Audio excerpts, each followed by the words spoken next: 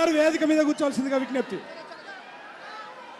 తెలంగాణ రాష్ట్ర సేన, తెలంగాణ రాష్ట్ర సేన మనందరం కూడా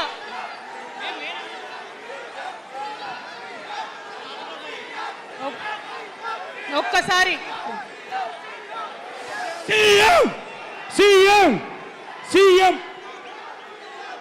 జై తెలంగాణ కూర్చోవాలి. ఒకసారి అందరు సైలెంట్ ఉండాలి. అందరికీ నమస్కారం.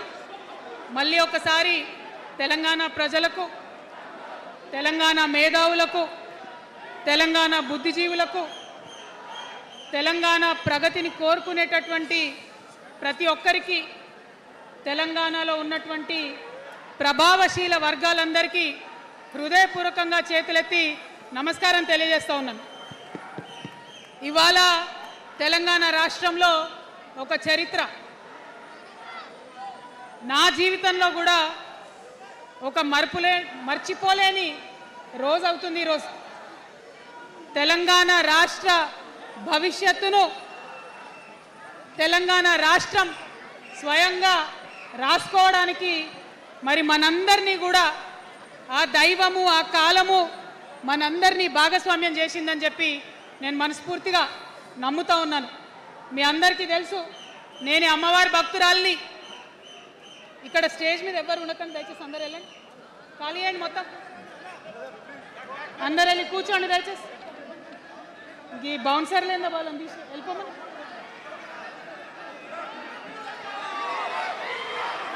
జై తెలంగాణ.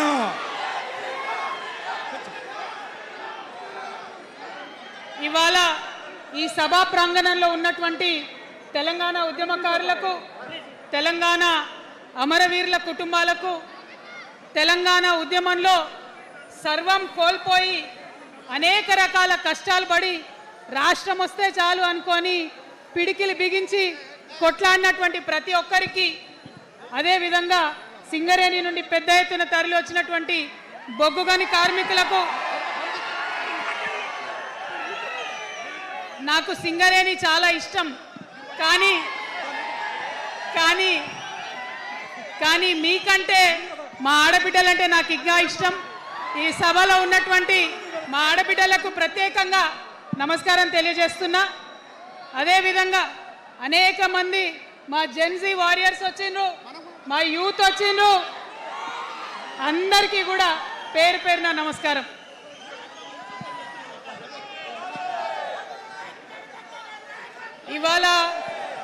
ఇవాళ చాలా చాలా చాలా చాలా మంది ఎదురు చూస్తూ ఉన్నారు ఏం జరుగుతుంది ఈ రాష్ట్రంలో అని. ఒక్క మాట మాత్రం నేను నా తెలంగాణ ప్రజలకు చెప్పగలుగుతా. గత 20 ఏళ్లుగా తెలంగాణ ఉద్యమంలో నేను పోషించినటువంటి పాత్ర, తెలంగాణ జాగృతి పోషించినటువంటి పాత్ర మీ అందరికీ తెలిసిందే. తెలంగాణ ఉద్యమంలో ఆడబిడ్డలందరినీ కూడా భాగస్వామ్యం చేయాలని చెప్పి తెలంగాణ జాగృతి నుండి బతుకమ్మను ఎత్తుకొని ఊరు వాడ తిరిగి మా జాగృతి కార్యకర్తలు తెలంగాణ సాంస్కృతిక దీపాన్ని పదిలంగా దాచిపెట్టుకున్నారు. మరి వారు దాచినటువంటి ఆ దీపం ఆనాడు చాలా చీకటిలో, కాలరాత్రిలో కూడా ఒక కాగడాలాగా తెలంగాణ ఉద్యమకారులకు వెలుగునిచ్చింది. మా సింగరేణి గని కార్మికుల చేతిలో కందిలైంది. మొత్తం తెలంగాణ సమాజానికి కూడా ఒక కాంతి రేఖ అయింది. అప్పటి వరకు చాలా మంది మాట్లాడేది, మా స్టూడెంట్స్ అయినా అందరూ కూడా మాట్లాడేది, ఈ ఆంధ్రోళ్ళతోని పంచాయతీ అవుతుందక్క, ఏం చెప్పాలి, మా గురించి ఎట్లా చెప్పుకోవాలి, మన సంస్కృతి గురించి ఎట్లా చెప్పుకోవాలని మాట్లాడినప్పుడు బతుకమ్మ వచ్చిన తర్వాత బలం వచ్చింది. బతుకమ్మ పాట వచ్చిన తర్వాత ఇది మా సంస్కృతి, ఇది మా పండుగ, ఇగో గిది తెలంగాణ అని ఎత్తిన ప్రతి బతుకమ్మలో కూడా జై తెలంగాణ జెండా పెట్టి మా ఆడబిడ్డలందరూ కూడా బతుకమ్మ అంటే ఏందో ప్రపంచానికి పునఃపరిచయం చేసుకోవడం జరిగింది. ఏ ఉద్యమానికైనా డెఫినెట్గా భౌగోళిక స్వరూపం ఉంటుంది, శక్తులు ఉంటారు, వ్యక్తులు ఉంటారు, కానీ ఒక సాంస్కృతిక పునాది, సాంస్కృతిక నేపథ్యం ఉన్నప్పుడే ఆ ఉద్యమాలు తుదముత్తాయని చెప్పి అందరం కూడా అనుకుంటాం.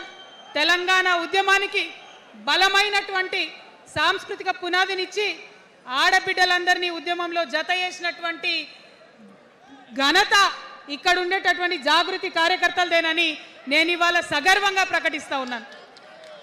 మరి ఇవాళ మిమ్మల్ని నేను కోరేది ఒకటే, కష్టపడ్డం, తెలంగాణ తెచ్చుకున్నాం, కానీ మనం కలలు కన్న తెలంగాణ వచ్చి 12 ఏళ్ళైనా ఇంకా కూడా మనకు రాలేదు. ఏమేం కలలతో తెలంగాణ తెచ్చుకున్నామో ఆ కలలన్నీ ఇంకా నిజం కాలేదు. మరి తెలంగాణ ఉద్యమ రథం, ఆనాటి ఉద్యమ రథసారథి కేసీఆర్ గారి నేపథ్యంలో తెలంగాణ ఉద్యమ రథం ఎక్కడనో దారి తప్పింది. తెలంగాణ ప్రజల ఆర్తిని అది అర్థం చేసుకోలేకపోయింది. డెఫినెట్గా సామాజిక తెలంగాణ రథచక్రం అనేది విరిగి ముక్కలైపోయింది. ఒక కొత్త రాష్ట్రం వచ్చిన తర్వాత ఏ తరహా అయితే పని జరగాలో, ఏ తరహా అయితే పనులు ప్రారంభించుకోవాలో అవి జరగలేదని చెప్పడానికి ఒక ఇంత బాధపడతా ఉన్నాను. ఆనాడు ఏమనుకున్నాం, తెలంగాణ రాష్ట్రం వస్తే మనందరి బానిస సంఖ్యలు పోతాయి అనుకున్నాం. కానీ రైతులకు బేడీలు పడ్డాయి, ఇసుక దందా మీద ప్రేమతోని నేరెళ్ళల దళితులకు దెబ్బలు పడ్డాయి, చావులైనాయి. ఒకరిద్దరు కలిసి మాట్లాడుకోవాలంటే ఎవరు ఫోన్ ఎక్కడ మానిటర్ చేస్తుండ్రో అని భయం, వ్యక్తిగత స్వేచ్ఛ లేదు. దారుణమైనటువంటి నిఘా నీడలో తెలంగాణ అంతా కూడా బతికింది. ఇది వాస్తవం. మనం అనుకున్న కలల తెలంగాణ రాలేదన్నది ముమ్మాటికి వాస్తవం. మరి అటువంటి సందర్భంలో నేను ఇవాళ మీ అందరికి ఒక మాట చెప్పాలి. ఆనాడు పరిపాలించిన కుటుంబంలో నేను కూడా ఒక భాగం. ఆనాడు పరిపాలించిన కుటుంబంలో ఒక భాగమైనందుకు కొన్ని విషయాలకు నేను సిగ్గుపడతా ఉన్నాను. తెలంగాణ ప్రజల్ని క్షమించమని కూడా కోరుతా ఉన్నాను. కానీ తెలంగాణ సాధించినందుకు మాత్రం చాలా గర్వపడుతున్నాను. నా జన్మ ధన్యమైందని చెప్పి భావిస్తూ ఉన్నాను. మరి అనేకమైనటువంటి తప్పులు జరిగినాయి, అనేకమైనటువంటి నేరాలు జరిగినాయి. అనుకున్నటువంటి తెలంగాణ సాధించుకోలేదు. మరి ఆ తప్పులో ఎక్కడో ఒక దగ్గర నాకు భాగం ఉందని చెప్తున్నప్పుడు మరి కేవలం క్షమాపణ చెప్తే సరిపోతుందా? ఏ తెలంగాణ అయితే కావాలనుకున్నామో, ఏ సామాజిక న్యాయ తెలంగాణ అయితే రావాలని అనుకుంటున్నామో దానికోసం నడుం బిగించి కష్టపడి పని చేయాల్సిన అవసరం కూడా ఉంది. మరి ఇవాళ పని చేయడం కోసమే తెలంగాణ రాష్ట్ర సేన ఇవాళ తెలంగాణ ప్రజల ముందుకు వచ్చింది. రేపటి నుంచి మీరు చూస్తారు మా పని ఎట్లుంటుందో, మా పనితీరు ఎట్లుంటుందో. ఎందుకంటే ఏ పోరాటం చేయాలన్నా, ఏ ప్రజలకు మంచి చేయాలన్నా కేవలం కొట్లాడితే సరిపోదు, దానికి రాజకీయ అధికారం కూడా ఉండాలి. రాజకీయ అధికారం తోడైనప్పుడే ప్రజలకు చేయాలనుకున్న మంచి చేయగలుగుతాం. అందుకే ఇవాళ పార్టీ పెట్టేది. అదర్వైజ్ గత 11 నెలల నుంచి తెలంగాణ జాగృతి చేస్తున్న పోరాటాలు మీరు చూస్తున్నారు. ఎన్ని పోరాటాలు తీసుకున్నాం, ఎన్ని రకాలుగా సక్సెస్ సాధించడం మీరు చూసిండ్రు. కానీ ఉట్టి పోరాటాలు సరిపోవు, ఖచ్చితంగా రాజకీయ అధికారం ఉండాలి. దానికోసమే ఇవాళ తెలంగాణ రాష్ట్ర సేన మీ ముందుకు వచ్చిందని చెప్పి నేను సగర్వంగా ప్రకటిస్తూ ఉన్నాను. మరి ఈ పొలిటికల్ పార్టీ ఏదైతే తెలంగాణ ప్రజల కోసం వచ్చిందో అది టెక్నికల్గా అధికారం తెచ్చుకోవడానికి, ఎన్నికల్లో పాల్గొనడానికి డెఫినెట్గా బాగుంటుంది. కానీ దానికి ఒక ఆత్మ ఉండాలి, దానికి ఒక నేపథ్యం ఉండాలి. ఇవాళ బీఆర్ఎస్తో అదే కదా ప్రాబ్లం. టెక్నికల్గా బాగున్నారు, ఎలక్షన్ పోతున్నారు, సీట్లు గెలుస్తున్నారు, కానీ తెలంగాణ ఆత్మను కోల్పోయింది. కాబట్టే ఇవాళ తెలంగాణ రాష్ట్ర సేన వచ్చింది. నేను తెలంగాణ ప్రజలందరికీ చేతులు జోడించి నమస్కరించి ఒక మాట చెప్తున్నా, హార్ట్ఫుల్గా చెప్తున్నా, నా హృదయాంతరాల నుంచి ఒక మాట చెప్తా ఉన్నా. నేను తెలంగాణలో ఉన్న 3.5 కోట్ల మంది తెలంగాణ బిడ్డలందరికీ ఒక అమ్మగా పరిణితి చెందాలనుకుంటున్నా.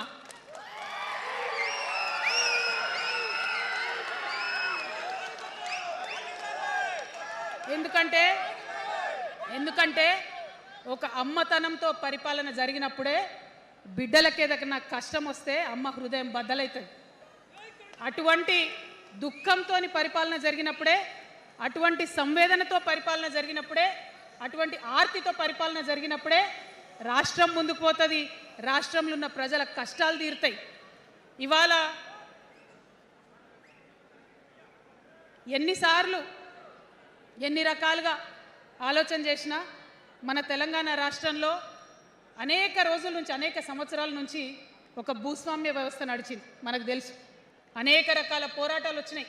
సమానత్వం కోసం ప్రయత్నం చేసినాం, పోరాడుతూనే ఉన్నాం. అది రైతాంగ సాయుధ పోరాటం కావచ్చు, ముల్కీ ఉద్యమం 1952 కావచ్చు, 1969లో తెలంగాణ ఉద్యమం కావచ్చు, తర్వాత వచ్చినటువంటి నక్సలైట్ ఉద్యమం కావచ్చు, అనేక సామాజిక ఉద్యమాలు, ఎందరో మంది మహానుభావులు ప్రొఫెసర్ జయశంకర్ గారి దగ్గర నుంచి మొదలు పెడితే చాక లైలమ్మ గారు, దొడ్డి కొమరయ్య గారు, ఆరుట్ల కమలాదేవి గారు, రావి నారాయణ రెడ్డి గారు, సురవరం ప్రతాప్ రెడ్డి గారు, దాశరథి గారు, కాళోజీ గారు, నక్సలైట్ ఉద్యమంలో గద్దరన్న గారు, గణపతి గారు, మారోజు వీరన్న గారు, సాంబశివుడు గారు, ఇట్లా అనేక మంది పోరాటం చేస్తే అంతో ఇంతో సమానత్వం ఇప్పుడు వచ్చింది. మలిదశ తెలంగాణ ఉద్యమంలో కేసీఆర్ గారు, అట్లానే ప్రాణాలు ఇచ్చినటువంటి ఇషాన్ రెడ్డి గారు, యాదయ్య కావచ్చు, సువర్ణ కావచ్చు, అనేక మంది కొట్లాడితేనే ఇవాళ తెలంగాణ రాష్ట్రం వచ్చింది. వీరికన్నా ముందు మరి మీ అందరికీ తెలుసు, సమ్మక్క సారలమ్మ దగ్గర నుంచి మన దగ్గర సామాజిక ఉద్యమాలు నడిచినాయి. కొమరం భీమ్ కావచ్చు, సమ్మక్క సారయ్య కావచ్చు, సారలమ్మ కావచ్చు, షోయబుల్లా ఖాన్ కావచ్చు, మగ్దూమ్ మొయ్యుద్దీన్ కావచ్చు, ఇట్లా అనేక మంది కొట్లాడితే కొంచెం సమానత్వం వచ్చింది. కొండా లక్ష్మణ్ బాపూజీ గారిని తెలుసుకోవాలి, పండుగ సాయనని తెలుసుకోవాలి, సర్వాయి సర్దార్ పాపన్న గౌడ్ని తెలుసుకోవాలి. ఇట్లా అనేక మంది కొట్లాడింది. పంతు నాయక్ గారు ఉన్నారు, మరి ఇట్లా ఆదివాసీ వీరులు అనేక మంది ఉన్నారు. బియ్యాల జనార్దన్ రావు ఉన్నారు, ఆదివాసీల కోసం కొట్లాడినటువంటి బిడ్డ. వీరందరినీ కూడా వారి స్ఫూర్తిని తీసుకుంటాం. రాజ్యాంగబద్ధంగా రాజకీయ శక్తితోని పోరాటాలు మిళితం చేసి, ప్రజా పోరాటాలు మిళితం చేసి మనం కలలుగనేటటువంటి సామాజిక న్యాయ తెలంగాణను సాధిస్తామని మళ్ళొకసారి సగర్వంగా ప్రకటన చేస్తూ ఉన్నాం. మరి వాళ్ళ తెలంగాణ రాష్ట్ర సేన మీ ముందుకొచ్చిందంటే ఉట్టిగానే రాలే. తెలంగాణలో ఏం జరుగుతుందో ఒకసారి తెలుసుకోవాలి, మనం ఆలోచన చేసుకోవాలి, అర్థం చేసుకోవాలి. ఎన్ని పార్టీలు ఉన్నాయి? 3 పార్టీలు ఉన్నాయి. భారతీయ జనతా పార్టీని తీసుకుందాం. ఆ బీజేపీ అనే పార్టీకి అసలు తెలంగాణ ఏర్పాటే ఇష్టం లేదు, తెలంగాణ ఏర్పాటు అవడమే ఇష్టం లేదు. అందుకే వాళ్ళ అగ్రనాయకత్వం అంతా కూడా ఏం మాట్లాడతారు? తల్లిని చంపినరు, పిల్లని బతికించారని ఒకలంటారు, ఇంకొకరు ఏమంటారు? నిన్ననే ఒక తలకాయ లేని ఎంపీ, మెడకాయ మీద తలకాయనే లేదు ఆయనకు, ఏమన్నాడు ఆ ఎంపీ? ఇండియా పాకిస్తాన్ విడదీసినట్టట, ఆంధ్ర తెలంగాణను విడదీసిరట. మరి వాళ్ళ అగ్రనాయకత్వం ఇన్ని మాటలు అంటుంటే మన ప్రాంతంలో ఉన్నటువంటి భారతీయ జనతా పార్టీ బానిస ఎంపీలు ఎవరైతే ఉన్నారో ఒక్క మాట కూడా వాళ్ళు మాట్లాడరు. ఫెడరల్ స్ఫూర్తికి విరుద్ధంగా రాష్ట్రం ఏర్పాటు అయిన తర్వాత 7 మండలాలు మనకి గుంజుకుంటే పార్లమెంట్లో పల్లీకులు ఇస్తారు, కానీ ఆ ఎంపీలు ఒక్క మాట కూడా మాట్లాడరు. మనకు 8 రూపాయలు ఇవ్వకపోతే ఆ ఎంపీలు ఒక్క మాట మాట్లాడరు. విభజన హామీలు ఇవ్వకపోతే ఆ బీజేపీ బానిస ఎంపీలు ఒక్క మాట కూడా మాట్లాడరు. అంతేకాకుండా సామాజిక న్యాయం అనేటటువంటి ఒక కాన్సెప్ట్కే బద్ద వ్యతిరేకి భారతీయ జనతా పార్టీ. అందుకే ఏం చేస్తున్నారు? మహిళా బిల్ అయితే మోసం, 2 సార్లు పాస్ చేసిర్రు, దాన్ని మొత్తానికే పక్కన పెట్టేసిండ్రు. బీసీ బిల్లు ఇక్కడికి వెళ్ళి పంపిస్తే దాన్ని తొక్కిపెట్టిండ్రు. కులగణన వేస్తామన్నారు, దాన్ని తొక్కిపెట్టిండ్రు. అత్యంత పేదవాళ్లకు సమాజంలో 2 బుక్కల అన్నం పెట్టేటటువంటి ఉపాధి హామీ పథకం ఉంటే కూడా దాన్ని కూడా మొత్తానికి బంద్ చేసి పెట్టిండ్రు. అయినా కూడా ఈ బీజేపీ బానిస ఎంపీలు ఒక్క మాట కూడా మాట్లాడరు, కనీసం పెదవులు తెరవరు. నేను ఇవాళ బీజేపీ ఎంపీలను డిమాండ్ చేస్తున్నా, సవాల్ చేస్తా ఉన్నా, మీరు తెలంగాణ తల్లి బిడ్డలైతే కనీసం భద్రాచలం దగ్గర ఒక 5 గ్రామాలు ఉన్నాయా, ఆంధ్రాలకు పోయినాయి, అవి పోతే మన రాముడి గుడి మునిగిపోతుంది. పోలవరం నిండితే భద్రాచలం మొత్తం కూడా నీళ్ళు వచ్చేటటువంటి పరిస్థితి ఉన్నది. మీకేమన్నా సిగ్గు ఎగ్గు ఉంటే తెలంగాణ తల్లి బిడ్డలైతే 8 మంది బీజేపీ తెలంగాణ ఎంపీలను ఛాలెంజ్ చేసి అడుగుతా ఉన్నా, ఆ 5 గ్రామాలను మీరు వాపస్ తెలంగాణకు పట్టుకరండి.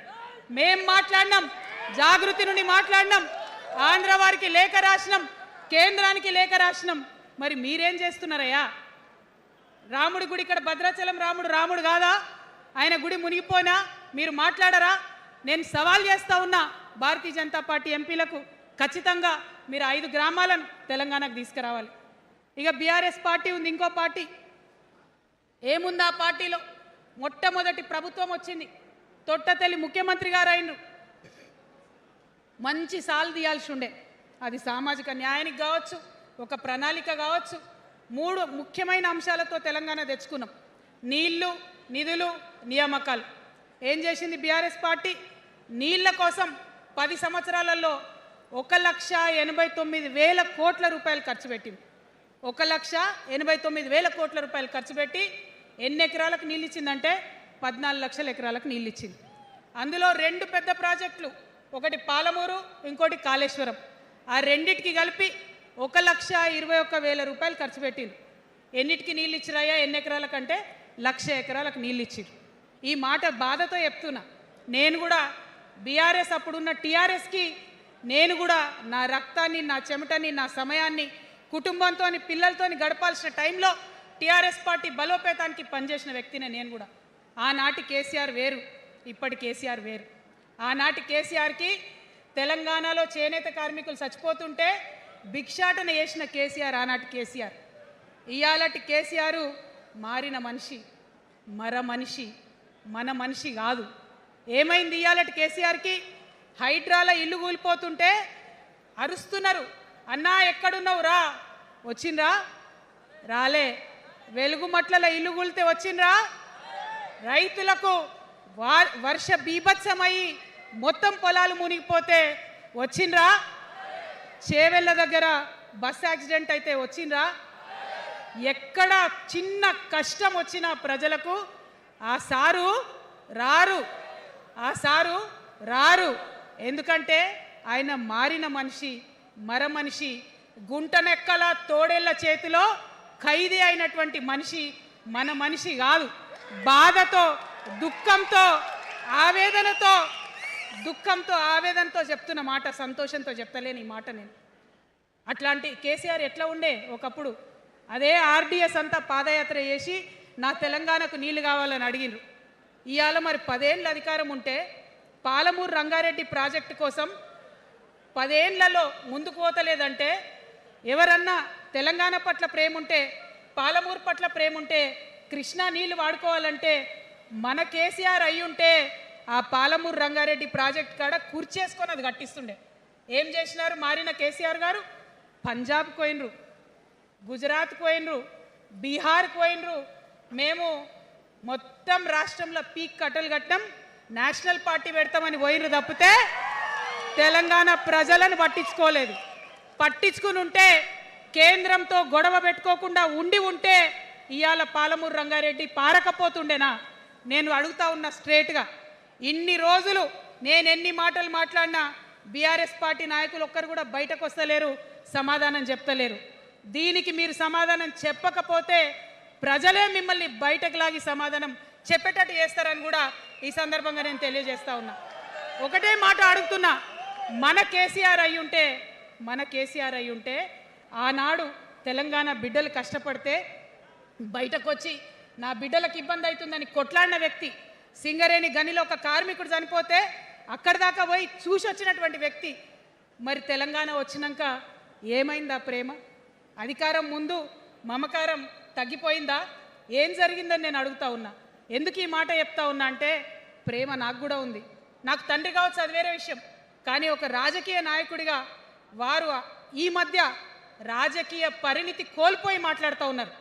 కేటీఆర్ గారు మాట్లాడిందంటే ఓకే అనుకోవచ్చు, ఆయనకు పెద్ద తెలియదు పాపం. కానీ కేసీఆర్ గారు అనే మాట ఏంటంటే, ప్రజలు తప్పు చేసిండ్రు. ఓకే, ఒక సెకండ్ నేను ఒప్పుకొని దాన్ని, ఒక సెకండ్ అనుకుందాం. ప్రజలు తప్పు చేస్తే నేను ఒక తల్లిగా అడుగుతున్నా. నేను నా కొడుకో మాట చెప్తా, వాడు వినలేదనుకో, కింద పడ్డాడు అనుకో, ఇడిచిపెడతానా? దగ్గర తీసుకొని మంది అనా? ఓకే, ప్రజలు తప్పు చేసిర్రు అనుకోండి, మీకు అధికారం ఇవ్వలేదు అనుకోండి, ఒక కర్కోటకుడి పాలన నడుస్తుంది అలా తెలంగాణలో. ఇబ్బంది పడుతున్నారు ప్రజలు, గోసపడుతున్నారు, ఏడుస్తున్నారు. ఇండ్లు అన్నీ ఉండి ఇండ్లు గూలగొడుతుంటే, అర్ధరాత్రి ఇంటి మీదకి వచ్చి ఇండ్లు గూలగొడుతుంటే ఆదుకోవాల్సిన అమ్మలాంటి మన పాత కేసీఆర్ ఏడి? ఎక్కడున్నాడు? ఇది మనం అడగాల్సింది. అందుకోసమే నేను ఈ నిర్ణయం తీసుకున్నది. నన్ను పార్టీలోంచి బయటకేస్తే నేను వెంటనే పార్టీ పెట్టలే. ఆనాడు కూడా చెప్పిన, నేను ఆలోచన చేస్తున్నా, మారతారేమో అని చూసిన, పదే వేచి చూసిన. ఇవాళ నన్ను పార్టీలోకి వెళ్ళి సస్పెండ్ చేసి 10 నెలలైంది. నాకు నిజంగా మంచిగానే అయింది. ఎందుకు తెలుసా? ఆనాడు ఉద్యమకారులను ఇబ్బంది పెడుతుంటే నేను ఇంకా గట్టిగా మాట్లాడలేదు. ఆనాడు మీకు జరిగింది, ఇవాళ నాకు జరిగింది. కొత్త ఏం లేదు. కేసీఆర్ కోసం, టీఆర్ఎస్ పార్టీ కోసం, ఆనాడు తెలంగాణ ఉద్యమం కోసం ఇండ్లు అమ్ముకొని, భూములు అమ్ముకొని, ప్రతి ఊర్లో టీఆర్ఎస్ కండువా వేసుకొని పోరాటం చేసినటువంటి కార్యకర్తలు ఎక్కడున్నారు ఇవాళ? ఒక్క గుళ్ళ మెంబర్ ఇయర్ రాలేదా? ఒక్క గుడి చైర్మన్ ఇయర్ రాలేదా? తెలంగాణను వ్యతిరేకించి ఉద్యమాన్ని తొక్కిపట్టి మన మీద లాఠీలు పెట్టి కొట్టినటువంటి వాళ్ళకి తీసుకొచ్చి ఎమ్మెల్యే సీట్లు ఇచ్చి వాళ్ళ అనుచరులు వచ్చి మిడతల దండలాగా మన కార్యకర్తల మీద పడితే తల్లి కోడి కాపాడుకున్నట్టు పిల్లల్ని కాపాడుకోవాల్సిన మన కేసీఆర్ ఎడబోయింది. వచ్చిందా ఎవరికన్నా పదవులు? ప్రతి సంవత్సరం రాష్ట్రం మొత్తంలో పోస్టులు నింపితే 6,000 పైచీలకు నామినేటెడ్ పోస్టులు వస్తాయి తెలుసా? అంటే 10 ఏళ్ళ 2 ఏళ్ళకోసారి నామినేటెడ్ పోస్టులు వేసినా ఒక 30,000 మందికి దాదాపుగా ఏదో ఒక గౌరవం. ఏం కావాలి మనకు ఉద్యమకారులకు చెప్పండి? ఏం కావాలి? కండువా వేసుకొని పిచ్చోళ్ళ లెక్క తిరిగినందుకు, మన ఇంటోళ్ళని ఇడిచిపెట్టి తిరిగినందుకు ఇంత మర్యాద కావాలి. మా సార్ నన్ను గుర్తుపట్టిండా, మా పార్టీ నన్ను గుర్తుపట్టింది, నాకేదో చిన్న పదవి ఇచ్చిరని చెప్పుకుంటే ఒక మర్యాద ఉంటుంది. వచ్చిందా మనకు ఆ మర్యాద?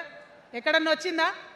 ఆనాడు అవహేళన చేసిర్రు, పార్టీలకు వచ్చి మళ్ళీ అవహేళన చేసిండ్రు.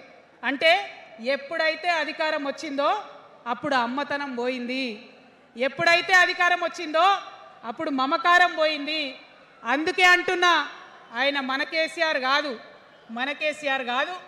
మారిన కేసీఆర్, మరబొమ్మ లాంటి కేసీఆర్. కాబట్టే ఇవాళ నేను నిలబడి యుద్ధం చేస్తా ఉన్నా. ఈ గడ్డకు ఈ తెలంగాణ రాష్ట్రానికి ప్రాణాలు అడ్డం పెట్టుకొని మన ప్రజలను కాపాడాల్సినటువంటి వ్యక్తులు కావాలి, అటువంటి సైన్యం కావాలి. సైన్యం అయిదామా? సిద్ధంగా ఉన్నారా? ఎట్లయితే ఉద్యమం అప్పుడు కడుపు కట్టుకొని కాలు కట్టుకొని పనిచేసినామో ఇప్పుడు అట్లా పనిచేయాల్సినటువంటి అవసరం ఉన్నది. ఇవాళ ఒక్క పాలమూరు రంగారెడ్డే కాదు, కాళేశ్వరంలో జరిగినటువంటి అవినీతి ఒక మాట ఆలోచించాలి. మన కేసీఆర్ అయితే ఏమన్నాడు అప్పుడు ఉద్యమంలో? నా బిడ్డ కానీ నా కొడుకు కానీ తప్పు చేస్తే తీసి పారేస్తా పార్టీలకు వెళ్ళన్నారు. ఇవాళ నేనేం చేసిందే మీకు తెలియదా? నేనేం చేసిన? కాళేశ్వరంలో అవినీతి జరిగిందన్నమాట చెప్పిన. అంటే అవినీతి జరిగిందని చెప్పిన నన్ను బయటేసి అవినీతి చేసిన పందికొక్కుల్ని పక్కన కూర్చోబెట్టుకున్నారు చూడు. అది మన కేసీఆర్ కాదు. ఆత్మలేని మరబొమ్మ ఇప్పుడున్న కేసీఆర్. మన కేసీఆర్ కాదు. మన కేసీఆర్ అయితే కళ్ళెత్తి చూసే ధైర్యం ఉండకుంటుండే, కాళ్ళు మొక్కేటటువంటి తత్వం ఉంటుండే. ఇవాళ అది మన కేసీఆర్ కాదు. కాబట్టే ఎదురుగా నిలబడి కొట్లాడుతా. నాతో కలిసి వస్తారా? సిద్ధమేనా? ఇవాళ బీఆర్ఎస్ పార్టీ చేస్తున్నటువంటి అనేక తప్పులు, అనేక అంశాలు ఉన్నాయి. ఒకటి కాదు, రెండు కాదు. ఇది ప్రారంభం మాత్రమే. మొదలు పెట్టినాం, జస్ట్ ఇల్లలికినాం. In front there is crocodiles festival. తర్వాత చాలా చెప్పేది ఉంది, అప్పుడు చెప్దాం. ఇప్పుడు ఏం జరుగుతుంది ఈ రాష్ట్రంలో? ఒక కర్కోటకుడు ఆయన పరిపాలన జరుగుతుంది. బాధ అనిపిస్తుంది ఒక పొలిటికల్ లీడర్ని కర్కోటకుడు అనాలంటే. కానీ అనక తప్పని పరిస్థితి.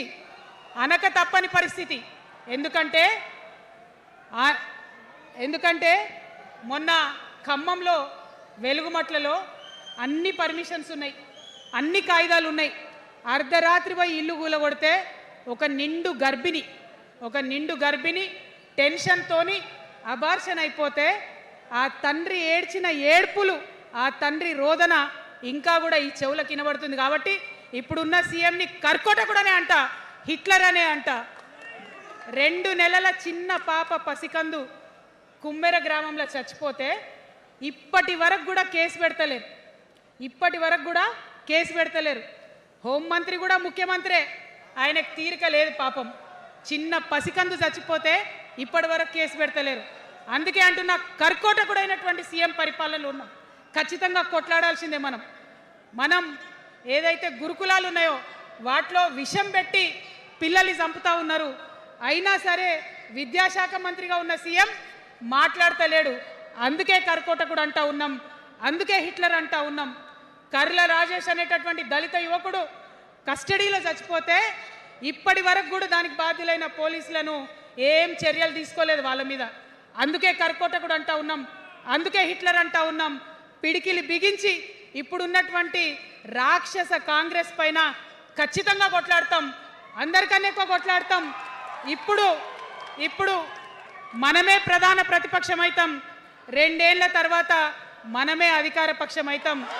ఖచ్చితంగా అధికారంలోకి వస్తాం. ఎందుకోసం వస్తాం అంటే నేను ఒక మాట చెప్పాలి మీకు, అందరినీ మనం మాటలు అంటున్నాం కదా, we're opposing everybody, we're criticizing everybody, but what is the solution? Don't oppose without propose అని కాన్షీరామ్ గారు చెప్పారు, నేను చెప్పలే. డోంట్ అపోజ్ వితౌట్ ప్రపోజ్ అని. సో నేను కొన్ని ప్రపోజల్స్ తెలంగాణ ప్రజల ముందు పెట్టాలనుకుంటున్నా.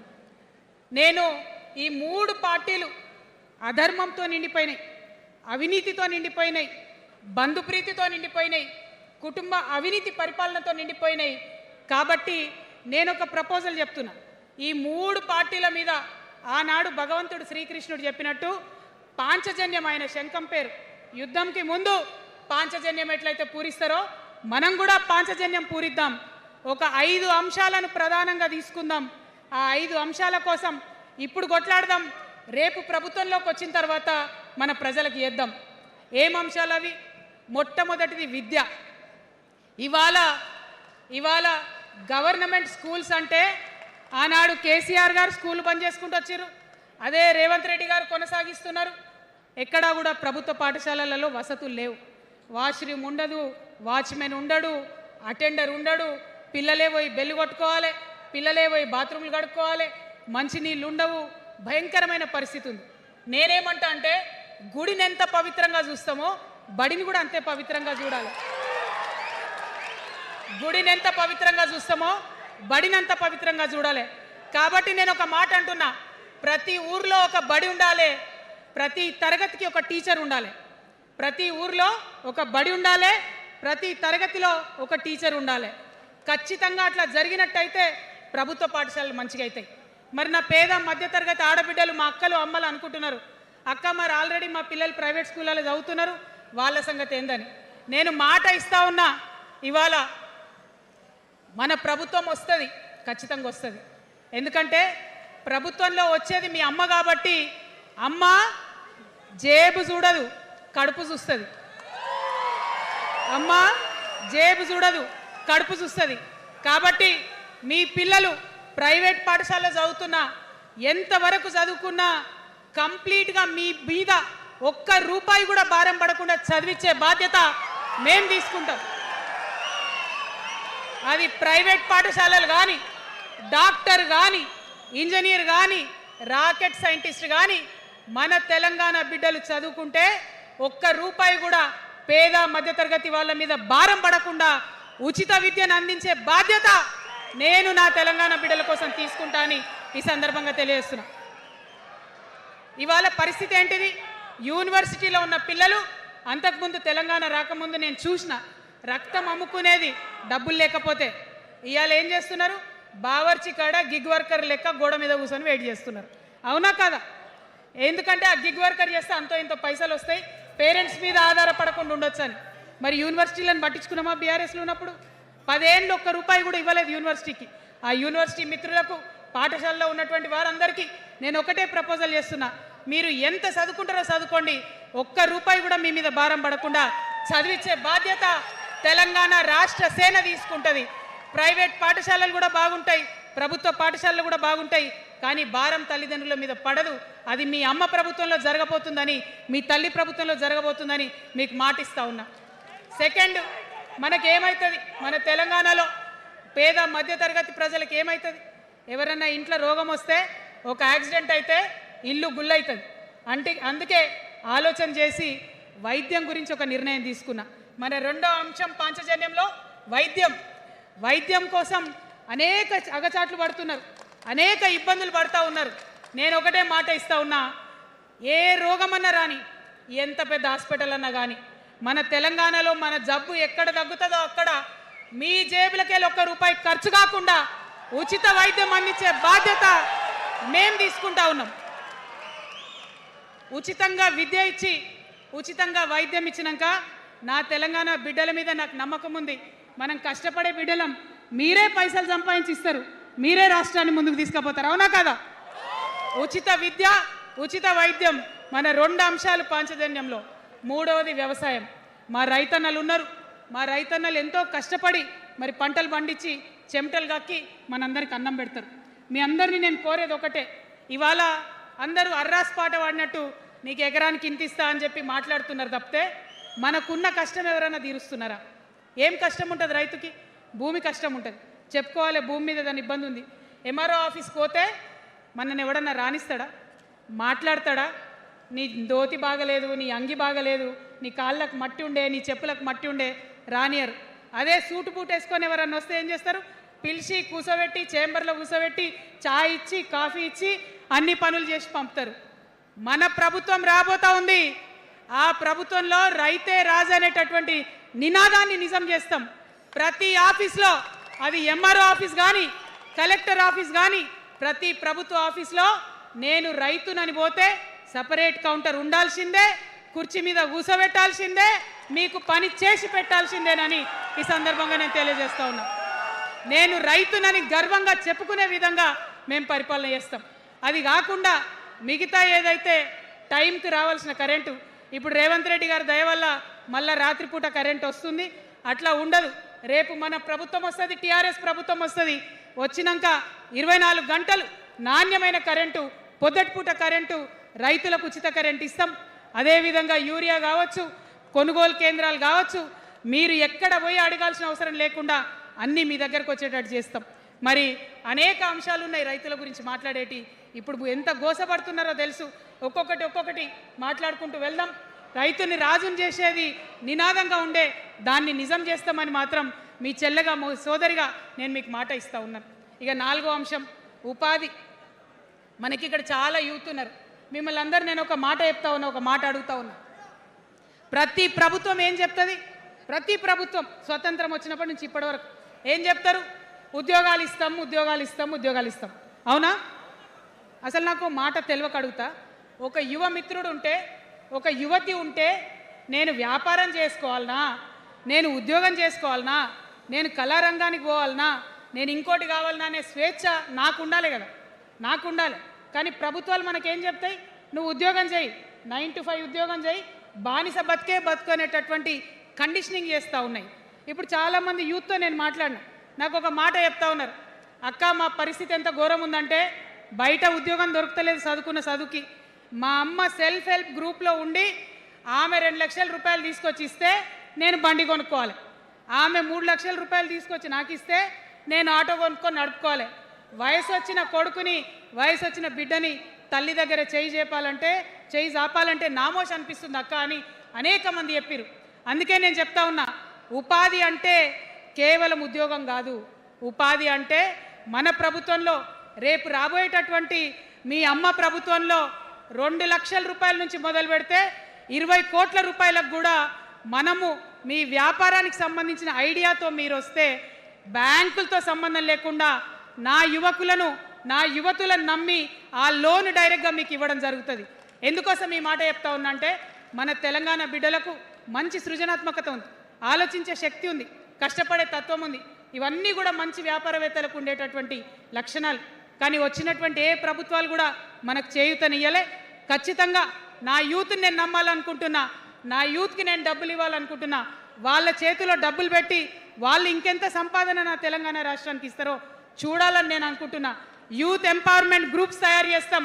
2 lakhs to 20 crores వరకు డైరెక్ట్గా గవర్నమెంటే ఉండి మీకు లోన్స్ ఇస్తాం. మరి ఉద్యోగం చేయాలనుకునే యూత్ ఉంటే నేను ఒక శుభవార్త చెప్తా ఉన్నా. బాగా లెక్క పెట్టినాం. మీకు తెలుసు, నేను ఏది స్టడీ చేయకుండా చెప్ప, ఆగమాగం మీద అసలే చెప్ప. నేను స్టడీ చేసిన దానికి ఏంటంటే, ఎవరైతే ఉద్యోగం చేయాలనే యూత్ ఉంటారో వాళ్ళకి మొదటి సంవత్సరమే మన గవర్నమెంట్ వచ్చినాక 4 లక్షల ఉద్యోగాలు ఒక్కటేసారి సింగిల్ నోటిఫికేషన్తోని ఇచ్చి తీర్థం. ఇది నా మాట, ఇది నా మాట. నేను మళ్ళీ మీకు ఎందుకు చెప్తా ఉన్నా ఈ మాట అంటే, నేను తల్లిని, నేను జేబు చూడా, ఎంత ఖర్చు అవుతుంది, ఎంత జీతం అవుతుంది చూడా, నా కొడుకు కడుపులో ఉన్న బాధను, వాడి ఆత్మగౌరవాన్ని నా బిడ్డ బాధను, ఆమె చదువుకున్న చదువుకి రావాల్సిన ఉద్యోగాన్ని దాన్నే చూస్తా కాబట్టి మొదటి సంవత్సరమే 4 లక్షల ఉద్యోగాలు ఇస్తాం. మరి మన ఉద్యమకారులు ఇంతమంది వాళ్ళ వయసుని, వాళ్ళ యవ్వనాన్ని వాళ్ళు సంపాదించుకునేటటువంటి మొత్తం వయసుని కూడా ఉద్యమానికి దారపోసిరు కాబట్టి నేను ఉద్యమకారుల కోసం ప్రత్యేకించి జూన్ 2, 2014 వరకు కట్ ఆఫ్ డేట్ పెట్టుకొని ఆనాటి ఉద్యమకారులకి 1,00,000 ఉద్యోగాలు సూపర్ న్యూమరరీ జాబ్స్ క్రియేట్ చేయబోతా ఉన్నామని కూడా ఈ సందర్భంగా తెలియజేస్తున్నా.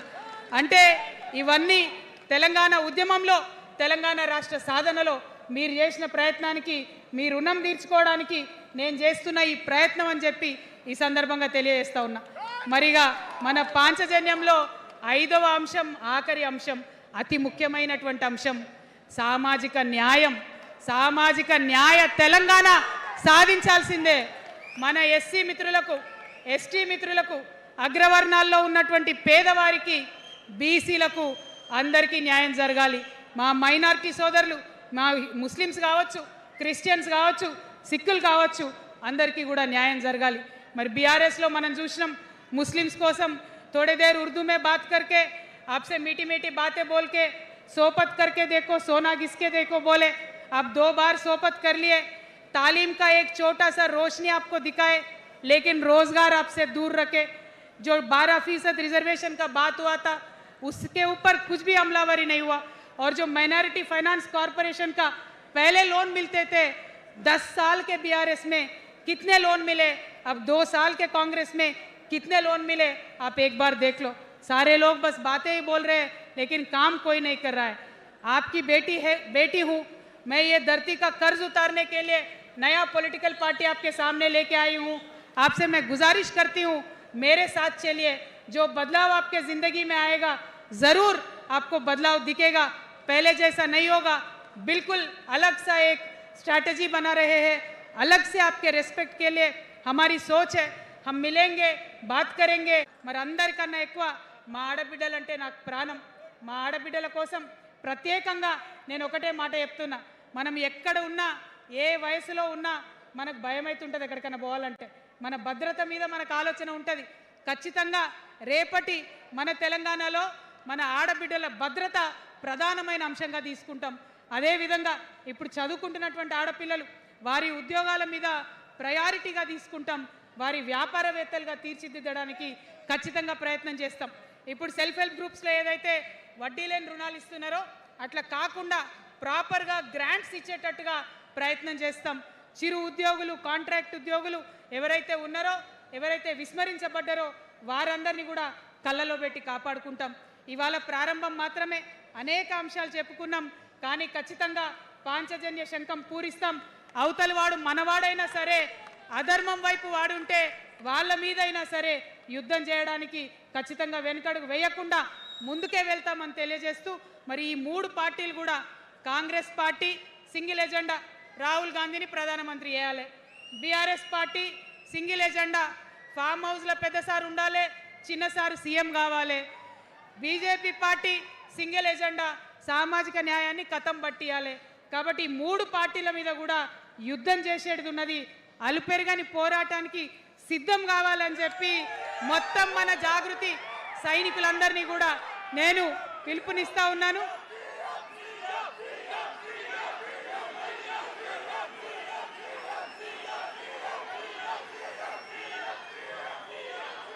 Thank you. జై తెలంగాణ, జై తెలంగాణ. జోహార్ తెలంగాణ విద్యార్థి అమరవీరులకు, జోహార్ తెలంగాణ విద్యార్థి అమరవీరులకు, జోహార్ తెలంగాణ అమరవీరులకు. జై తెలంగాణ, జై టిఆర్ఎస్, జై టిఆర్ఎస్, జై టిఆర్ఎస్. టిఆర్ఎస్ అంటే జిందాబాద్ అనాలి. TRS, TRS, TRS. జై తెలంగాణ, జై తెలంగాణ, జై తెలంగాణ.